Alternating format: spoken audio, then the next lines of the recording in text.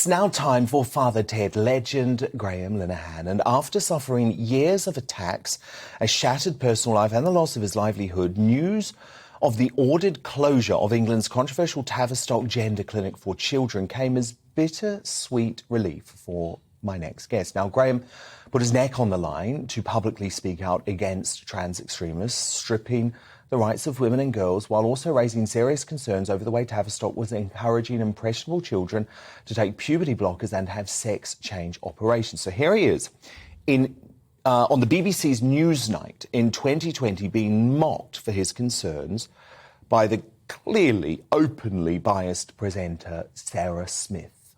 Children are basically being experimented on with puberty blockers. For instance... come on, you're not seriously trying to say that children going to the doctor and saying that they're worried about their gender is akin to children being experimented on? I'm afraid I am, because Lupron, which is a drug that's supposed to be meant for end-stage cancer prostate cancer treatment, is being given to young girls. There's a couple of issues here. One of them is that these are doctors who are doing this, and you don't have any medical training to know about this, but the other is that they are doing it by choice. If you look at the Tavistock, 35 psychologists have quit the Tavistock in 3 years. Children being able to come forward and talk about issues that they feel, it's entirely up to them whether or not they want to do that. Nobody's forcing anybody into anything. No, I'm sorry. Here. You don't tell children that they were born in the wrong body, because they're children and they will believe you. So as you can see, Sarah Smith's completely one-sided interview has aged terribly. Since then, Tavistock has been ordered to close by spring after a damning report found it was harming children and using experimental treatments, just as Graham warned. He is now calling for an apology from Newsnight and the BBC, and we reminded them today about that awful interview. Asked if they wanted to apologise to Graham, the shameless Beeb told us, "We will not be commenting on this." And Graham joins me now in the studio. So, Graham, you essentially were cancelled by polite society, the entertainment industry, in part because of your criticisms of the Tavistock Clinic, which have now been completely backed up formally with the government announcing the closure of the Tavistock. Do you feel vindicated by that?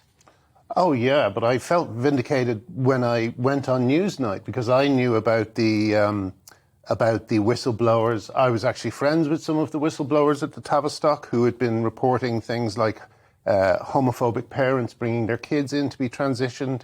But they tried to portray you as an extremist. Yeah, they treated me like I was David Icke. Yeah. You know, and it was like, it was so strange, because at the time they had 2 journalists working on the story for their own show. So for some reason, one part of Newsnight decided to continue, trans activists' campaign to destroy my life by making me look like I'd gone insane. And at the same time, they somehow managed to get a story through about the Tavistock, which was very rare on Newsnight, because BBC in general, Newsnight as well, have been very careful to kind of lie by omission about this subject. They don't cover it. Even now, when it's been revealed that 1,000 families are going to sue the Tavistock. You don't see it. You don't see it. They don't respond to it like the emergency that it is. There's no more crucial issue than the health of children. And yet the BBC has been, I think they've been negligent in almost the same way as they were negligent during the Savile years. Oh, absolutely they have. I think that this has been... Absolutely they have. So that interview, that Newsnight interview, how damaging was that for you? Well, the thing is, I was very naive when I went on it. I thought, they'll give me a chance to explain. It's such an important subject that, of course, they'll listen to me. And as soon as the interview... Whereas it was a hit piece. It was a hit piece. As soon as it started, I realised it was a hit piece. And you were live, there's nothing you can do at that point. The other thing was, they said they were going to get... I asked how long I had. They said 5 minutes. 5 minutes to talk about the sterilisation of children. And they threw a Pink News headline at me. Pink News have written, I believe, more than 75 stories about me since I started talking about this issue. Still don't beat J.K. Rowling, who got 42 stories in a single week. But But I went in thinking, because it's very hard to explain this subject to friends and family. They didn't understand it. And I thought, well, at least Newsnight will provide a good, sober kind of analysis of what's going on. But of course, it's not in their interest to do that because the BBC is captured. You know, they have children's TV programs telling kids that there's more than 100 genders. They're in lockstep with Stonewall, aren't they? Yeah, they're in lockstep with Stonewall. And Stonewall has been completely... The Alison Bailey trial, which found that Garden Court Chambers were bullying a lesbian on Stonewall's behalf. You know, Stonewall, like the Tavistock, have been completely discredited by court cases in the last few years. And I don't understand why the BBC is still kind of hanging on to the Titanic in this sense. I know, because this is a national scandal. You were mocked, you were pilloried, and you were cancelled by the left for drawing attention to it. I think the most shocking thing is, we didn't play it in that clip, but I watched the full interview today. It was almost like, you're a man. Why on earth do you care about this? You're a man. That was their view. And you're right, at some point, surely they are going to have to acknowledge that they have got this badly wrong. Yeah. And unfortunately, like, you pointed out that was 2 years ago I was talking about that, but I'd known about it for 2 years previous to that. So what has there been? Willful blindness in most of the media and our institutions? What has resulted in this? Or is it this genuine fear of being branded transphobic? It's a combination, but I think what it is, really, the gender movement is, at its heart, it's a middle-class movement. And that's why it's been kind of taken up with such enthusiasm by the worlds of the theatre, publishing, the media. Unfortunately, this is a lot of middle-class people. They've all got kids who wear some eyeshadow and decide they're trans. And the parents are kind of circling the wagons around them rather than thinking it through. And the problem is that some kids will get away unscathed. They'll just go through the normal years of experimentation and come out the other side.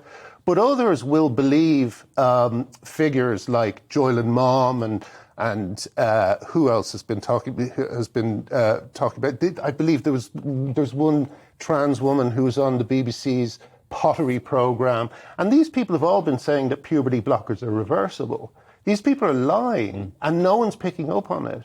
And why are the BBC not putting folk like Cara Bell, exactly, who can actually say, I am the result of Tavistock. This is irreversible, because the results of her puberty blockers and, for example, her voice, her facial hair, I mean, lots of it is provably irreversible. Yeah, and I don't think you can get any more evil than Joylan Mom contesting the victory that Cara Bell had in the court about what happened to her. I think these people are deranged. You know, I think they probably think they're doing the right thing, but I'm afraid the evidence is going to pile up over the coming years. You know, these 1,000 kids in the Tavistock are just the tip of the iceberg. So where do you think this will lead? Because obviously there are these gender clinics in Scotland that are still operating. I mean, I think they're going to have to be retooled so that they can provide healthcare for the people who've been destroyed by this movement. You know, there are young girls or young women who are having hysterectomies in their 20s. Elaine Miller, who knows about all these things, she's a comedian and has a show at the Fringe at the moment about this subject. But she told me that girls who will go on to testosterone and are on testosterone for a number of years will go into the menopause 30 years early. And these are kids who have been groomed into thinking that if they take these drugs, they will become members of the opposite sex, you know? And in fact, these young girls are aging themselves, you know? The menopause is not pretty, you know? It's a tough thing to go through. So to have to go through it 30 years early because they're taking these drugs. Graham, I just want to finish by talking a bit about you and your personal redemption, I guess. Do you get any sense that there is regret either from individuals, the companies that dumped on you, the social media tech giants that banned you? Do you get any sense that they are starting to realise they've made a big mistake? That's a good question. I don't think so. They, as far as I'm concerned, like, I'll give you the best example I can give you is the Father Ted musical. Yes, because that was cancelled, right? It was up. It was ready to go. We had some great songs written by Neil Hannon. We had a beginning, middle, and end, and it worked really well. We had a brilliant Ted. We had a brilliant Dougal. And let's be honest, it would be a hit. I mean, we want a Father Ted musical. But basically, they're refusing to put it on. Jimmy Mulville of Hattrick actually offered me £200,000 to walk away from it. So, because he just wanted to be able to put on a Father Ted musical, but be able to say to the world, "Oh, don't worry, it's nothing to do with Graham him." Linen's not. Yeah. Because I stood up for these kids, you know, and no sense that anyone is realising they've made a mistake. No, in fact, it's only through coming onto shows like this that I have a chance of maybe getting the ear of one of these people and making them realise what they're doing. You know, like I personally won't. I wouldn't want Father Ted to be associated with this movement. This movement is harming children, you know? So, I don't know, we're at a very strange stage with that, but unfortunately I do have to look at legal action now, because this was my pension. Legal action against Hattrick? Yeah, and possibly Sonia Friedman Productions, you know? Because the only reason they gave me for not doing it is because I'm supporting these women who are fighting this nonsense.